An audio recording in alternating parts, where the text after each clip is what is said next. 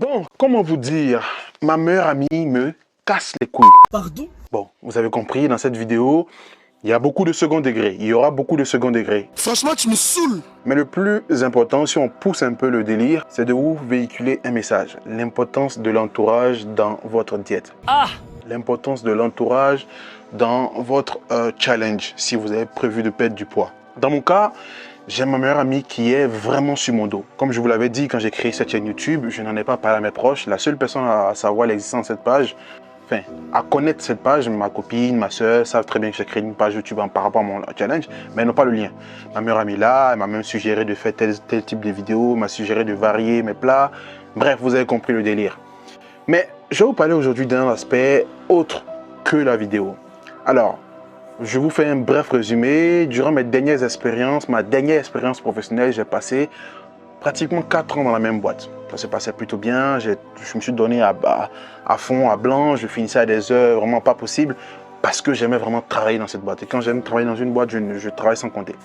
Sauf que vers la fin, ça s'est pas bien passé humainement, il y a eu des choses qui m'ont pas plu et je suis parti. Et quand je suis parti, ma meilleure amie était dans une grosse boîte de la place. Et elle m'a proposé de venir parce qu'il cherchait des gens compétents. Et mon CV collait pile poil avec ça. Donc elle a proposé mon CV et j'ai été pris dans la boîte.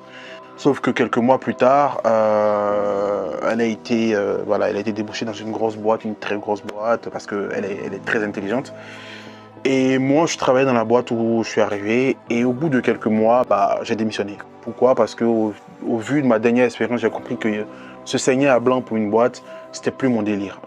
Si je travaille, si je me saigne à blanc, il faut qu'en face, il y ait un cadre, il y ait un retour. Et je suis arrivé dans une boîte où l'ambiance était très bonne, tout se passait bien, mais d'un point de vue professionnel, je ne me reconnaissais pas. Donc je démissionne et une fois de plus, ma meilleure amie propose mon CV encore et je suis pris dans la boîte où elle travaille. Donc pour la première fois, elle et moi travaillons dans la même boîte. Et là, vous vous dites naturellement, waouh, c'est bien Arès, parce que là, tu vas travailler avec ta meilleure amie, donc les pauses seront fun, même au travail, ça sera fun. Oui, c'est le cas. Mais Ne t'inquiète pas, ça va bien se passer. je travaille là-bas et elle est au courant de mon challenge. Elle sait très bien que j'ai perdu 12, 13 kilos, j'en ai pris 1 ou 2 et que voilà, j'essaye de remonter la pente. Et moi, je suis en plein mois de jeûne, sauf que j'ai eu quelques bobos de santé cette semaine-là, donc j'ai pas jeûné pendant 2 jours. Et ce nouveau boulot, il y a tellement une bonne ambiance que les matins, en plein milieu de l'open space, c'est viennoiserie, gâteau, bonbons, à gogo. Donc moi, j'arrive dans l'intention de m'intégrer, je ne refuse pas les cadeaux, je ne refuse pas les croissants. Et comme par hasard, il y a ma meilleure amie qui me casse vraiment les bonbons. Elle me harcèle, elle compte mes calories à vue d'œil, elle me menace, elle me dit à chaque fois que je ferai un écart, elle appellera ma copine. Quelle humiliation. Parce que ma copine aussi, voilà, elles vont toutes s'y mettre. Donc je comprends que je suis dans une configuration où l'idée même de faire un écart gastronomique, culinaire ou alimentaire, elle n'est pas envisagée.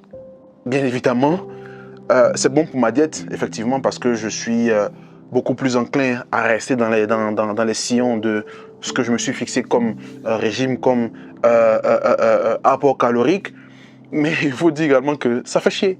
Parce que souvent, un petit écart, un petit repas, non, elle est intransigeante et elle le dit à tout le monde. Le gars, il a pris 50 kilos alors qu'il était comme ça avant, elle montre les photos. Et papa? Donc tout le monde dit, wow, comment il avait et tout. Donc elle est exigeante, mais vraiment elle est à fond. Elle ne veut pas que je flanche. Je fais cette vidéo, il y a beaucoup de second degré. Bien évidemment, je suis content d'avoir quelqu'un qui fait office de garde-fou pour moi parce que je sais que je ne peux pas, même quand j'ai envie de flancher, j'ai une épée Damoclès derrière moi, une grosse épée d'ailleurs, qui me dit non, ne flanche pas.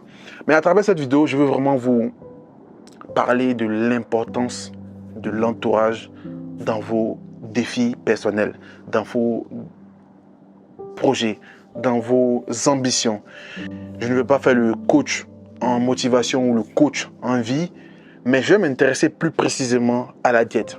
Vous savez, quand vous faites une diète, il n'est pas important que tout le monde se mette au diapason de toute la logistique, toute la gymnastique, toute l'organisation que vous avez mise en place pour pouvoir réussir votre diète. Mais le plus important, c'est que vos proches vous soutiennent. Je vois plein de cas de personnes qui ont commencé des diètes, mais qui n'ont pas réussi à aller de l'avant parce qu'à la maison, les gens n'y croyaient pas. Les gens faisaient tout pour qu'ils échouent. Et je plains vraiment ce genre de cas de figure parce que même quand vous êtes très motivé, c'est très compliqué de réussir.